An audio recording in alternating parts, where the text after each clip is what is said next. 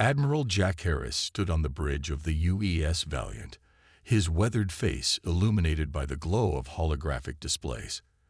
The massive view screen showed a formation of unknown vessels approaching from the edge of the solar system. They moved with purpose, their sleek designs unlike anything humans had encountered before. "Status report," Harris ordered, his voice calm despite the tension filling the command center. 17 vessels, sir. Configuration unknown. They're not responding to hails on any frequency, replied Communications Officer Olivia Grant. Her fingers danced across her console as she tried various protocols to establish contact. "They're accelerating toward the Jupiter defense perimeter," reported Lieutenant Ben Parker. "Weapons signatures detected. They appear to be charging weapon systems." Harris nodded grimly. Humanity had prepared for this moment for generations. First contact scenarios had been war-gamed thousands of times, but no one truly believed it would happen like this, with an armada approaching Earth with clear hostile intent. "Send word to all colonies. Initiate Protocol Omega," Harris ordered. "And get me UN Ambassador Frank Morris. He should be on Lunar Base Alpha." Within hours, a transmission arrived from the alien fleet. The bridge crew fell silent as a figure appeared on screen. The alien was tall and reptilian, with iridescent scales and 4 piercing yellow eyes. When it spoke, the ship's AI translated. "Inferior species. I am Grand Admiral Vex Thor of the Tsar Kresh Empire. Our dominion spans 1,000 worlds. You will surrender your planets and resources and accept your place as servants of the Empire. Resistance is futile and will result in your extinction." Ambassador Morris was patched through from Lunar Base. A seasoned diplomat with 30 years of experience, he'd never imagined negotiating humanity's continued existence. "Grand Admiral, I am Ambassador Frank Morris of Earth. We welcome peaceful contact with your civilization, but we cannot and will not surrender our sovereignty. Perhaps we can discuss." The alien cut him off with a dismissive gesture. "There is nothing to discuss. You are primitive bipeds who have barely left your home planet. The Tsar Kresh Empire does not negotiate with lesser beings. You have 2 Earth cycles to prepare for your new existence as subjects of the Empire." The transmission ended abruptly. "Well, that went well," Harris muttered. "Prepare the fleet. All ships to battle stations." Meanwhile, on Europa, Colony Governor Susan Ward received the Protocol Omega alert. The mining colony was humanity's farthest permanent settlement, which meant they would likely face the first attack. "Begin evacuation procedures," she ordered her staff. "Priority to children and essential personnel. Everyone else prepares for resistance operations." Back on Earth, the United Earth Defense Council convened an emergency session. Intelligence Officer Olivia Grant presented her findings. "Based on the transmission, we believe the Tsar Kresh have never encountered humans before. They've clearly conquered many species, but their dismissive attitude suggests they expect us to fall easily. Their overconfidence is our advantage," Admiral Harris added. "They don't know what humans are capable of when threatened." In orbit around Mars, Captain William Murphy readied the UES Defiant, humanity's newest warship. "All hands to battle stations. Check all systems and prepare for combat maneuvers." As the alien fleet approached Jupiter, humanity prepared for war. Military bases activated, civilian shelters opened, and production facilities switched to war materials. Across the solar system, humans faced the reality that they were no longer alone in the universe, and their first encounter would be a fight for survival. In his quarters, Admiral Harris recorded what might be his final personal log. "They think we're primitive. They expect us to surrender without a fight. They have no idea what they've awakened. We warned them to run. Now they'll learn why." The Tsar Kresh attack on Europa came swiftly. Their warships descended through the thin atmosphere, weapons blazing. They expected an easy victory against the mining colony. They were wrong. Lieutenant Samantha Klein had prepared her people well. As alien dropships landed, they found not panicking civilians, but a coordinated resistance. Miners using industrial equipment modified into weapons ambushed the invaders from tunnels beneath the icy surface. "Hold positions. Wait for my signal," Klein shouted over the comm channel. As the Tsar-Krish troops advanced across the open plain, she triggered the buried explosive charges. The ice cracked open, swallowing dozens of alien soldiers. The remaining Tsar-Krish retreated to their ships, bewildered by the fierce resistance from what they had dismissed as primitive miners. Aboard the UES Defiant, Captain William Murphy watched the Jupiter defense grid light up as the main Tsar-Krish fleet approached. "They're following standard attack formation," said Tactical Officer Greg Wilson, "exactly as their military doctrine would predict." Murphy smiled grimly.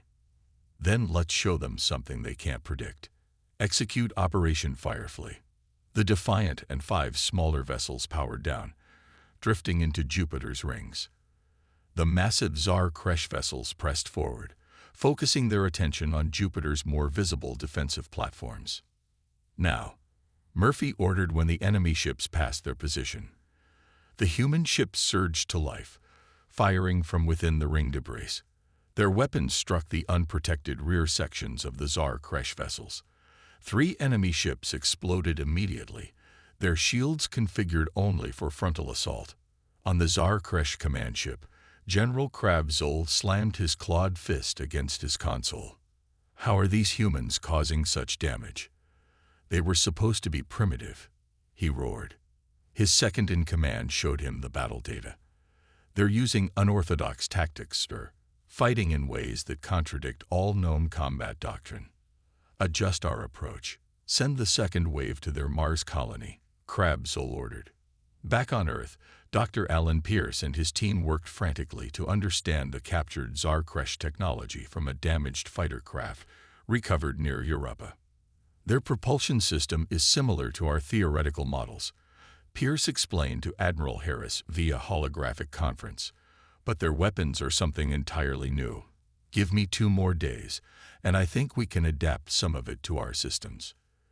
"You have 1 day, Doctor," Harris replied. "The Mars colony needs any advantage we can give them." The battle for Mars began 3 days later. The Tsar-Krish, having learned from their Jupiter defeat, approached with more caution, but humans had been busy. Captain Ryan Gardner led a squadron of fighters equipped with Dr. Pierce's reverse-engineered weapons. The energy signatures matched Tsar-Krish technology, confusing their targeting systems. "They can't tell which ships are theirs and which are ours," Gardner reported as his squadron tore through the enemy formation. "Their friendly fire protocols are keeping them from shooting at us." In Earth's Secure Command Center, Admiral Harris received reports from all fronts. Europa still held. The Jupiter defense had succeeded. Now Mars was putting up unexpected resistance.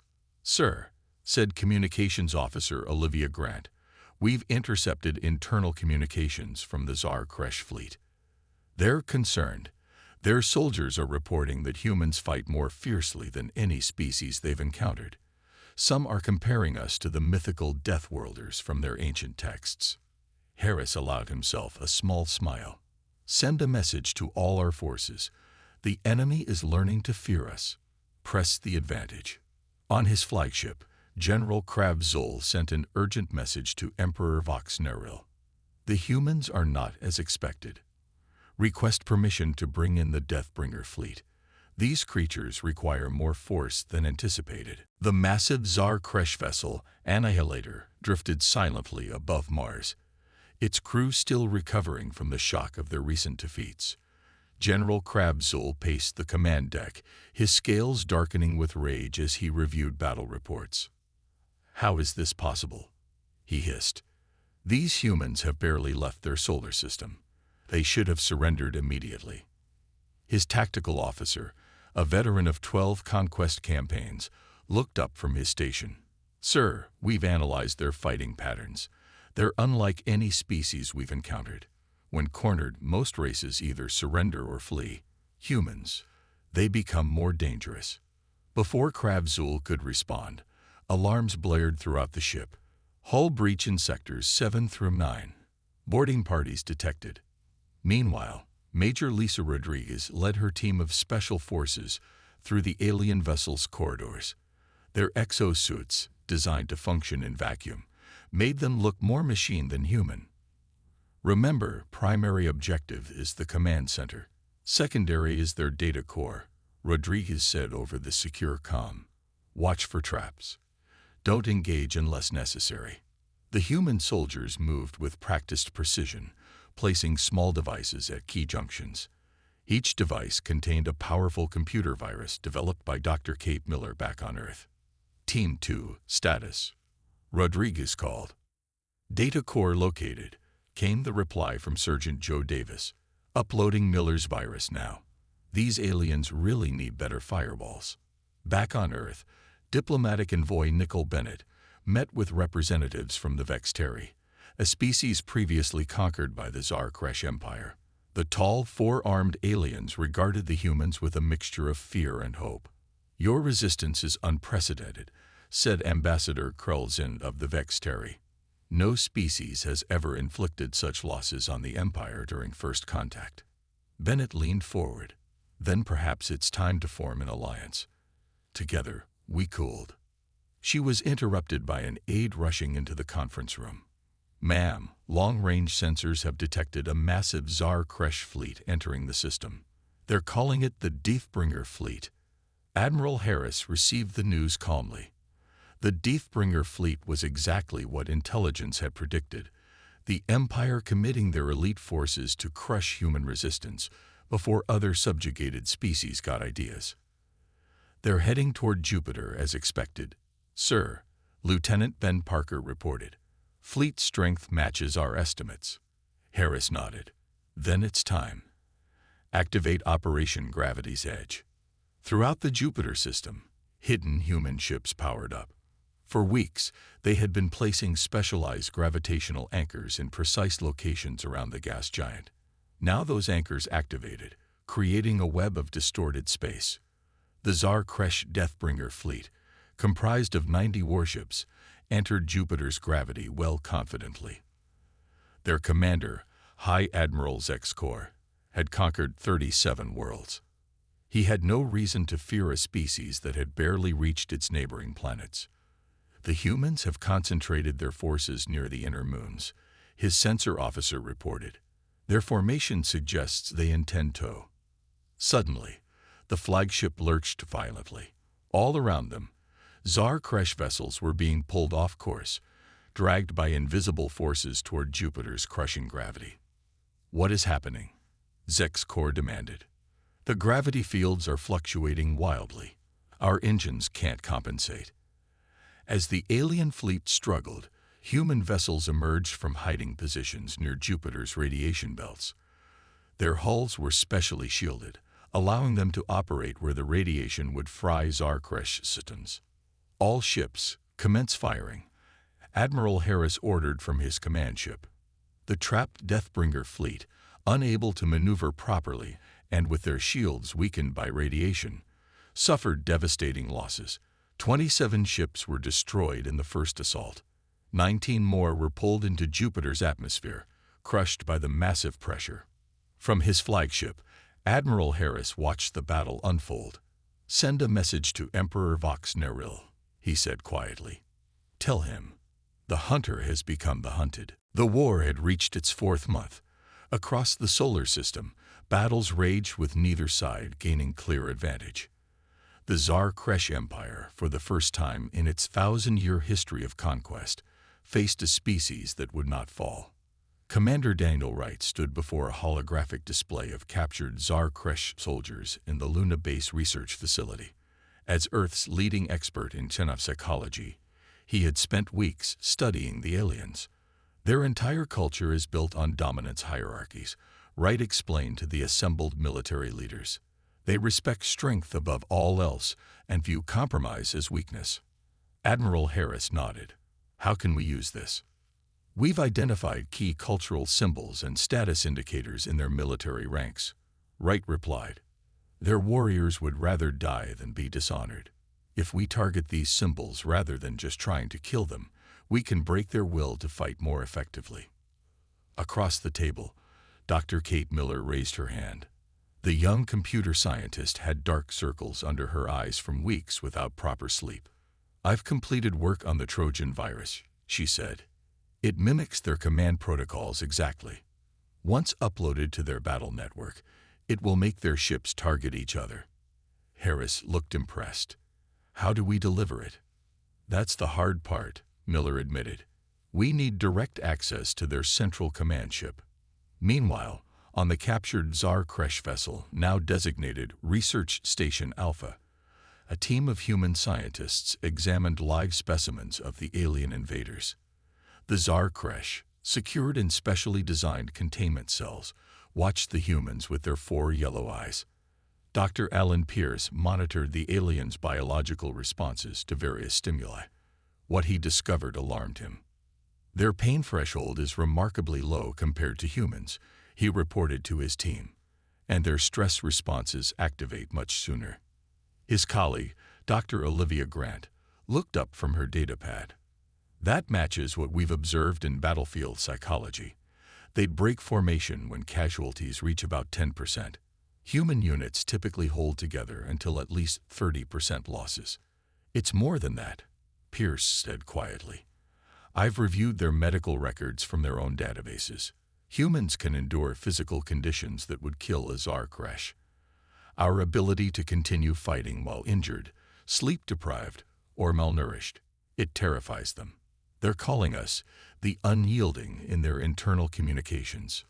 On Mars, the battle had become particularly brutal. The red planet's surface was scarred with impact craters and the wreckage of both human and alien vessels. Captain Ryan Gardner led the defense from the underground city of New Olympus. "They're pulling back from the western sector," his tactical officer reported. "Shall we pursue?" Gardner shook his head. "No, they're trying to draw us out. Maintain defensive positions." The Tsar Kresh had learned to fear human unpredictability. Their initial tactics of overwhelming force had failed repeatedly. Now they fought more cautiously, studying their enemy. In his imperial palace on the distant world of Imperius Prime, Emperor Vox-Neril received the latest battle reports. His advisors watched nervously as he read. "These humans," the Emperor said finally, "they are unlike any species we have encountered. Our forces report that they adapt to our tactics within days. They operate in conditions our soldiers cannot tolerate. Even their civilians fight when their warriors fall." His war minister bowed low.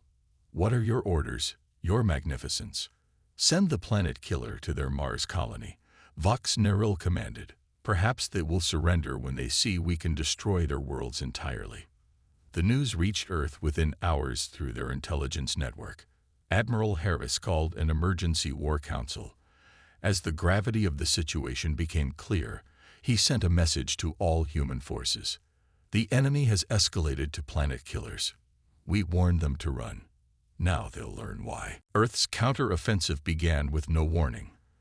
For months, humanity had appeared to be fighting a defensive war, protecting their colonies and home planet. The Tsar Kresh believed they were slowly wearing down human resistance. They were wrong. Operation Thunderbolt launched at 300 Earth Standard Time. 100 ships, hidden in the asteroid belt using stealth technology reverse-engineered from captured Tsar Kresh vessels, jumped to hyperspace simultaneously. Admiral Jack Harris stood on the bridge of the UES Valiant, watching as stars blurred and space folded around them. "Status report," he ordered. "All ships accounted for, sir," Lieutenant Ben Parker replied. "First target will be in range in approximately 4 minutes."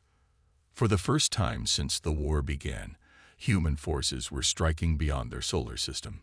Their target, Nexus Prime, the massive manufacturing hub that supplied the Tsar Kresh war machine. While the main fleet approached Nexus Prime, Captain Ryan Gardner led a smaller mission to the Tsar Kresh slave world of Helios II. His ship, the UES Shadow, was designed for stealth operations. Life signs show 5,000 Tsar Kresh overseers and approximately 3 million enslaved aliens from various species, reported Science Officer Linda Moore. Gardner nodded grimly. "Begin the operation." Precision strikes on the control centers only. Minimize casualties among the overseers if possible. His team deployed to the surface using drop pods. Within hours, they had disabled the slave control implants and armed the former slaves with captured Tsar Kresh weapons. As the rebellion spread across Helios II, news traveled quickly through the subjugated worlds. Species that had lived under Tsar Kresh dominion for generations now looked to humans as liberators. On Nexus Prime, the main battle raged fiercely. The Tsar Kresh had fortified the planet heavily, but they had never expected an attack so far from Earth. Human ships targeted the manufacturing centers with surgical precision.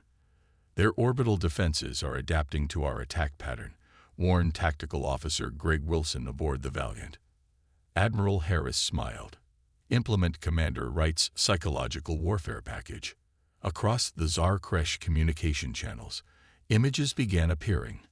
Tsar Kresh ships destroyed, their sacred imperial banners burning, human soldiers standing victorious over captured territory. Each image was carefully chosen to strike at the core of Tsar Kresh military pride. The effect was immediate. Discipline in the Tsar Kresh defense fleet began to break down. Some ship captains abandoned their positions to protect specific targets of personal or cultural significance rather than following strategic orders. Meanwhile, on the Tsar Kresh throne world of Imperius Prime, the ruling council had convened an emergency session. How did they reach Nexus Prime? Demanded War Minister Kravtol. Their ships should not have such range. They have adapted our hyperspace technology, explained Chief Scientist Vex Moore, and improved upon it in ways we did not anticipate. Emperor Vox Neril slammed his fist down. Send the planet killer to Earth now. End this resistance once and for all. What the Emperor didn't know was that Lieutenant Peter Martinez had already infiltrated the planet killer vessel disguised as a captured human slave. Working in the ship's maintenance tunnels, he planted explosives at key junctions. "This is Martinez," he whispered into his hidden communicator. "Charges set. The planet killer is preparing to jump to Earth. I don't think I can make it to the extraction point." Admiral Harris received the message with a heavy heart. "Understood, Lieutenant. You know what's at stake." "For Earth, sir," Martins replied simply. When the massive planet killer activated its hyperspace drive, the explosives detonated simultaneously. The resulting chain reaction tore the vessel apart from within. Its destructive power turned inward instead of toward Earth. Lieutenant Peter Martinez's sacrifice saved billions of lives. His name would later be engraved first on the memorial that would stand in the heart of the new Galactic Confederation. As news of the planet killer's destruction reached the human fleet, Admiral Harris gave his next order. All ships, continue to Phase 2 of Operation Thunderbolt. The Tsar Kresh Empire is about to learn that humanity doesn't just defend. We liberate. The Tsar Kresh Empire was burning. 6 months into the war, human forces had pushed beyond defensive operations into a coordinated offensive that the Emperor's strategists couldn't predict or counter. Admiral Harris had implemented Doctrine Terra, a strategy that targeted critical Tsar Kresh infrastructure rather than engaging in direct fleet battles. Their supply chains are collapsing, reported Intelligence Officer Olivia Grant during the Daily War Council. 23 systems have declared independence from the Empire in the last week alone. Admiral Harris nodded, studying the galactic map with its blinking indicators of battle zones and liberated territories. "And the Coalition fleet?" "Growing daily, sir," Grant replied. "The Vexteri have committed their entire navy. The Krell and Monteri are sending ships as well, all species previously conquered by the Tsar Kresh. For the first time in 1,000 years, the Tsar Kresh faced not just a single enemy, but a coalition of liberated worlds united under human leadership. On the Tsar Kresh throne world of Imperius Prime, the situation grew increasingly desperate. Emperor Vox Neril's personal guard had doubled as assassination attempts among his own high commanders became common. The humans must be using mind control technology, insisted War Minister Kravtol. How else could they unite so many species against us? The Emperor's eyes narrowed. Or perhaps our subjugated world simply waited for someone strong enough to lead them. He turned to his chief scientist. Is the Void Cascade weapon ready? Vexmore bowed low. Yes, Your Magnificence. But I must warn you, this technology is untested and forbidden by our own ancient laws. The consequence of failure is extinction. Vox Neril roared. Deploy it against their colony worlds immediately. The Void Cascade was the Empire's most secret weapon, designed to tear apart the fabric of space-time itself. When deployed against the human colony on Titan, Saturn's largest moon, the effects were catastrophic. The entire moon was pulled into a localized space-time distortion, killing all 15,000 colonists instantly. News of the attack reached Earth within hours. For the first time since the war began, Admiral Harris showed visible emotion, his face pale with shock and rage. "They've crossed a line," he said quietly. "Prepare the fleet for direct assault on Imperius Prime. All ships, all allies."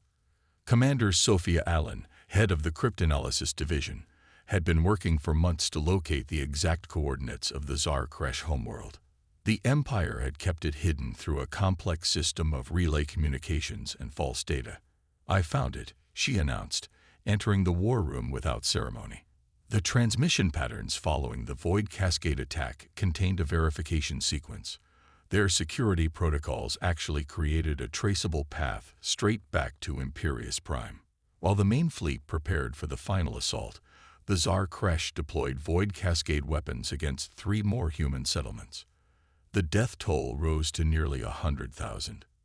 Earth's unified fleet gathered at the rally point, now nearly 2,000 ships strong. Vessels of a dozen different alien designs flew alongside human craft, united in their determination to end the Tsar Kresh threat forever. Captain Laura Brown commanded the UES Retribution, a newly commissioned heavy destroyer. As her ship moved into formation, she addressed her crew.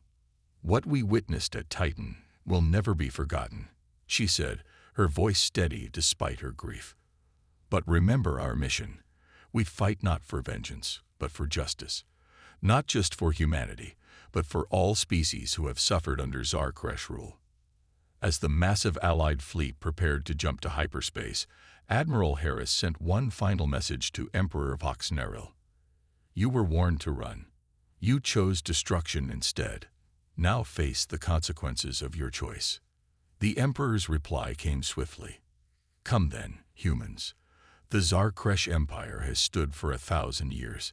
Your species will be forgotten dust before our glory fades." Harris read the message and gave the order that would change the galaxy forever. "All ships, commence jump to Imperius Prime.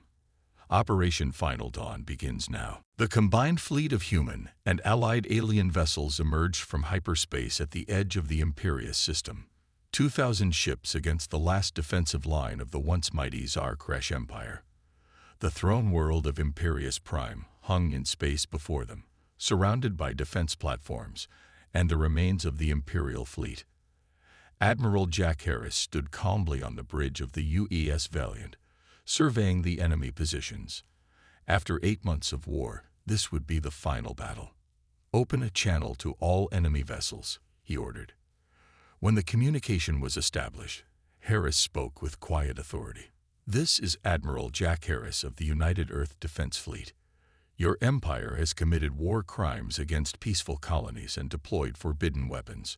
Surrender now, and you will be treated according to galactic law. Continue to fight, and you will be destroyed." On his imperial throne, Emperor Vox Neril received the message with rage. "They dare to offer terms to us. We who ruled 1,000 worlds before their species left their primitive caves." He turned to his commanders. "Deploy all remaining ships. Activate all defensive systems. Today we will teach these humans the true meaning of power." The battle began with a massive Tsar Kresh assault. Hundreds of Imperial warships surged forward, weapons blazing. But the Allied fleet was ready. Ships from a dozen different species, each with their own unique technologies and tactics, moved in perfect coordination. Captain Laura Brown led the first wave aboard the UES Retribution. All weapons free. Target their command vessels first. The human ships displayed maneuvers that the Tsar Kresh computers couldn't predict, while their alien allies attacked from unexpected vectors. The Imperial formation began to break apart under the onslaught. Their defenses are failing in sectors 3 and 7, reported Lieutenant Ben Parker on the Valiant's bridge. The Vextari fleet is breaking through their line. Harris nodded. Begin Phase 2.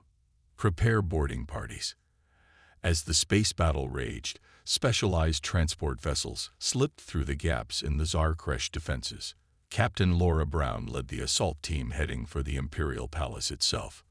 Remember your training, she told her soldiers as their ship docked with a massive palace structure. We take the Emperor alive if possible. The human soldiers fought their way through the palace corridors, facing increasingly desperate resistance.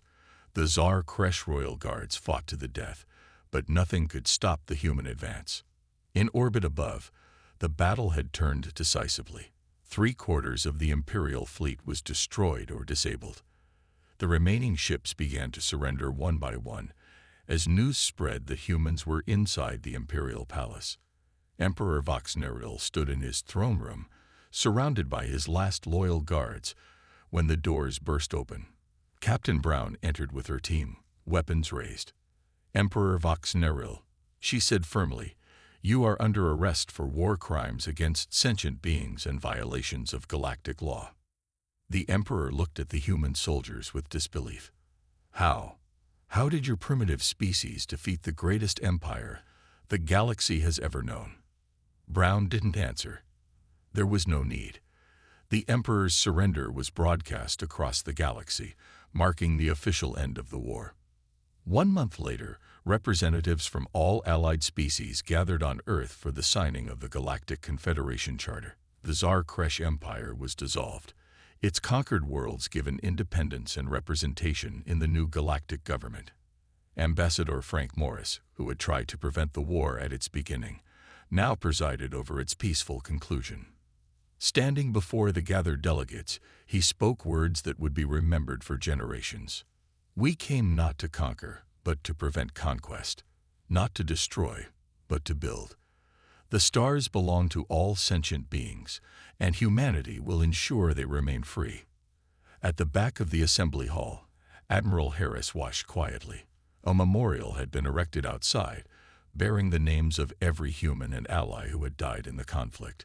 Lieutenant Peter Martinez's name was at the top, his sacrifice remembered by all. Was it worth it? Asked Commander Sophia Allen, standing beside him. Harris looked out at the diverse gathering of species, former enemies now working together as allies and friends. They warned us to run, he said softly. Instead, we taught them to stand together. Yes, Commander, it was worth it.